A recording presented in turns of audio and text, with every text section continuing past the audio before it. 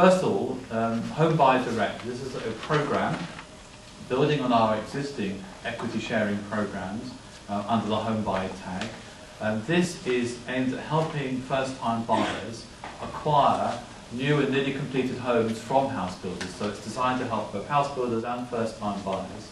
It uses a mixture of equity loans provided by the department and matched by equity loans provided by developers, which will then provide people with an equity loan of up to 30%, which will then provide them with the access and the support they need to enable them to acquire a home on the market. The Council for Mortgage Lenders has said that people with those equity loans will be able to access commercial mortgages available through lenders right now, and we're hopeful that that will assist those first-time buyers to acquire the stock. It will be promoted by house builders who will be working with ourselves and the Housing Corporation English Partnerships, and in the future with the HCA to bring this package together. And we think that will help 10,000 first-time buyers. The second element, which is about mortgage rescue, of which there are two parts. First of all, 200 million to be invested in a range of capital measures supporting equity sharing, shared ownership, and the acquisition of homes outright and renting those back to a number of people. The number of repossessions, as you know, has risen. It's not at the proportions it was in the 1990s. Nonetheless, the government is taking action and keen to do more to see what we can do to help reduce that number of repossessions. And there are some people who are in a really difficult place now where they can't pay.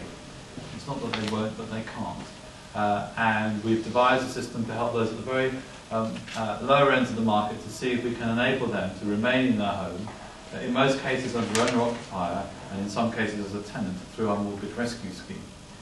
And where local authorities will be the key determinant of who enters that scheme through their normal assessment process as they consider people for requesting help and advice who may become homeless in the future.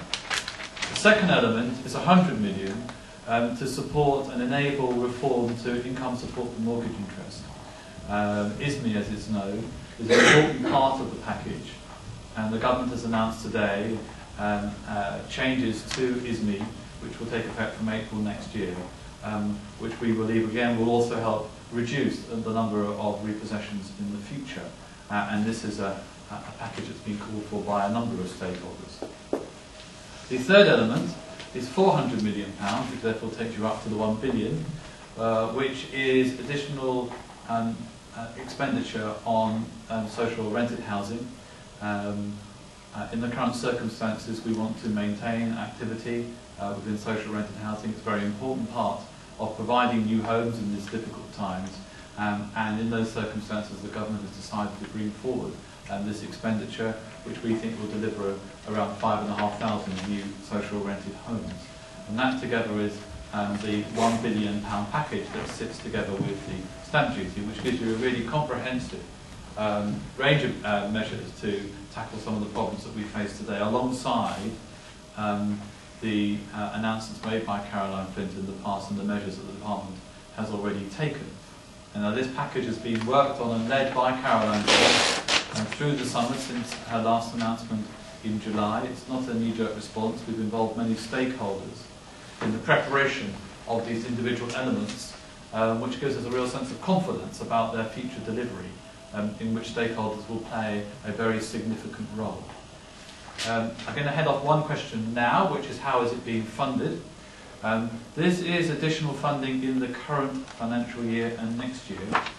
It's secured by bringing forward funding within the department's comprehensive spending review supplement, primarily from year 3. That funding is drawn from the department's capital programme. 700 million is going to come from our housing programmes, which are being brought forward to deliver more affordable housing. So it's a straight bringing forward of our affordable housing expenditure to deliver more in the current marketplace, and has been, and quite rightly, welcomed in that context by many stakeholders already today. The second element, which you may have seen some comment or rumour about, is £300 million for the Home Buy Direct programme. Now, the Home Buy Direct programme has two very strong drivers. its first driver is actually tackling economic downturn and challenge within the house building industry. House builders have seen a very, very sharp reduction in the number of visitors and, more importantly, the number of net reservations year on year. This is an industry that's facing extreme challenge. And it's important that in our regions we respond to this economic pressure in a constructive way that actually offers best value for money in terms of our use of investment and the offer that we can offer, not just house builders but first-time buyers off the back of that investment. You'll be aware that we're already using housing corporation funds through our affordable housing programme to actually provide funding for housing associations to acquire homes from house builders. We have a £200 million pot already for that, and we have said in July and emphasised again today our willingness to go beyond that number if there is a demand and need to do that. But this builds on that and offers first-time buyers an opportunity to buy a home direct from house builders. But it's driven from that very strong economic standpoint. As a consequence, this element of the programme is being met by the department's capital funding for regional development agencies. The final split between years 2 and 3 is a matter of consideration with the agencies themselves and with Burr. It clearly represents a challenge, but it's also important that in these very difficult times that we focus our economic interventions alongside our housing interventions to get the opportunity and the offers right for consumers, but wanting to enter an occupation, consumers who are maybe facing some challenges within it, and at the same time ensure that we keep the industry economically active, we ensure that it's able to respond to the significant demand that still sits out there, and itself is in a strong position to carry on its activities as we build the homes that we need for communities in the future.